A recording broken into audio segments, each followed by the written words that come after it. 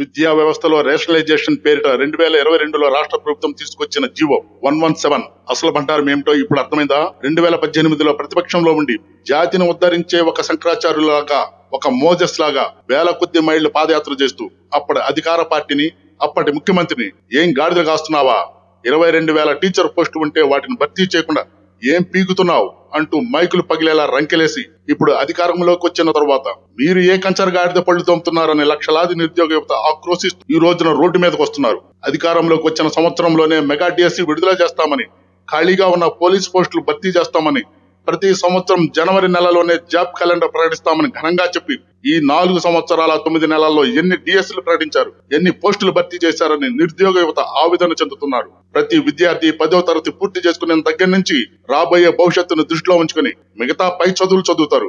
కుటుంబ నేపథ్యం, ఆర్థిక స్తోమత దృష్టిలో ఉంచుకుని కష్టపడి అన్ని సంతోషాలను దూరం పెట్టి చదువుకొని 25-30 సంవత్సరాల వయసులోనే ఏదో ఒక ప్రభుత్వ ఉపాధి సంపాదించాలని, కుటుంబానికి అండగా నిలబడాలని ఏకైక లక్ష్యంతో ఉన్న కొన్ని వేల మంది కాదు కొన్ని లక్షల మంది నిరుద్యోగ యువతను దారుణంగా మోసం చేస్తున్న ఈ ప్రభుత్వాలను ఏం చేయాలి? ఇన్ఫ్లుయెన్స్ చేపించి మీకు ఓట్లు వేయించాం సార్. మేము 10 మందితో దానికి ఓట్లు వేసినందుకు మేము ఎక్కడో పాఠాలు చెప్పాల్సిన 4 గోడల ముందర పిల్లలతో పాఠాలు చెప్పాల్సిన మేము ఇక్కడ నడి రోడ్డు మీద ఉండడానికి ఈ దుస్థితికి కారణం మీ దగా ప్రభుత్వం సార్. రాజకీయ నాయకుల్లాగా, దోపిడీదారులాగా స్థిర చరాస్తులు ఏవీ లేని ఒక సామాన్య కుటుంబం కేవలం పిల్లల చదువులు, వాటిపై వారు సంపాదించే ఉద్యోగాల మీదనే గంపడి ఆశతో వాటి ఆధారంతోనే పిల్లల పెళ్లిళ్లు చేద్దామనుకునే తల్లిదండ్రులను ఎంత దారుణంగా దగా చేయాలని ఈ ప్రభుత్వాలకి ఎలా అనిపిస్తుంది? రాష్ట్ర ప్రభుత్వం మాత్రమే ఎందుకు 117 ని అమలు చేసి మా కడుపులు కొడుతుంది? ఈ సంవత్సరం కాకపోతే వచ్చే ఏడాది డిఎస్సి ప్రకటిస్తారులే అనుకుంటూ ప్రతి సంవత్సరం మారుతున్న సిలబస్ ను చదువుతూ మోసపోతున్న నిరుద్యోగ యువత భవిష్యత్తును ఈ రోజున బజార్కిచ్చే సాహసం చేస్తుంది ఈ ప్రభుత్వం. 4 పోస్టులు ఇచ్చిన మిమ్మల్ని ఇంటికి పంపించడం మాకేం పెద్ద సమస్య కాదు. మాకు ఉంది బటన్, మీకుంది రిటర్న్. ఈ ప్రభుత్వం కాకపోతే వచ్చే ప్రభుత్వం, ఈ సంవత్సరం కాకపోతే వచ్చే సంవత్సరం మెగా డిఎస్సీలు పడతాయి, జాబ్ క్యాలెండర్ ప్రకటిస్తారు, ఎలాగైనా జాబ్ కొడతాం అనే గంపడి ఆశతో సంవత్సరాలకు సంవత్సరాలు ఒక యజ్ఞం లాగా కోచింగ్ల మీద కోచింగ్లు తీసుకుంటూ 10 ఏళ్లైనా 20 ఏళ్లైనా ఎదురు చూస్తున్న నిస్సహాయ యువతను ఈ ప్రభుత్వాలు ఈ రకంగా మోసం చేస్తుంటే వాళ్ళు కోల్పోయిన విలువైన కాలానికి జవాబు ఎవరు చెప్తారు?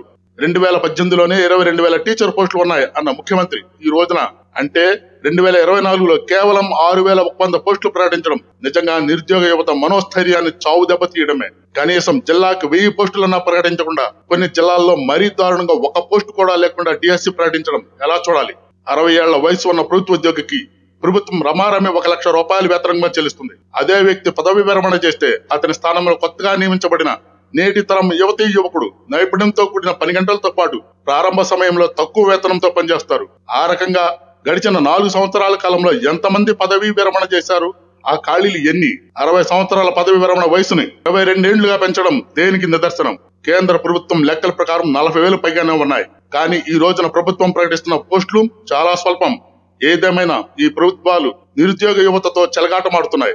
ఇదే కొనసాగితే నియంత్రణ కోల్పోయి యువతి తీసుకునే చర్యలు ఎలాంటి దారుణ పరిస్థితులకు దారితీస్తుందో దానికి ప్రభుత్వాలే బాధ్యత వహించాల్సి ఉంటుంది. బాధ మీకు అర్థం కావడం లేదా సార్?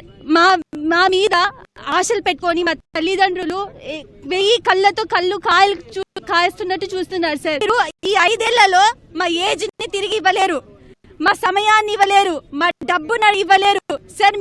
సార్ జీవో నెంబర్ 117 వెంటనే రద్దు చేసి ఇలా వదలలేకపోతే ఇవన్నీ బుక్ అన్ని మేము పక్కన పెట్టి మీకు ఎదురుగా మేము మీకు ఎదురు చేయడానికి సిద్ధం. మీరు దీనికి సిద్ధమా? ఓడిపోవడానికి మీ సిద్ధమా? దయచేసి ఛానల్ ని కొద్దిగా సబ్స్క్రైబ్ చేయండి అబ్బా ప్లీజ్.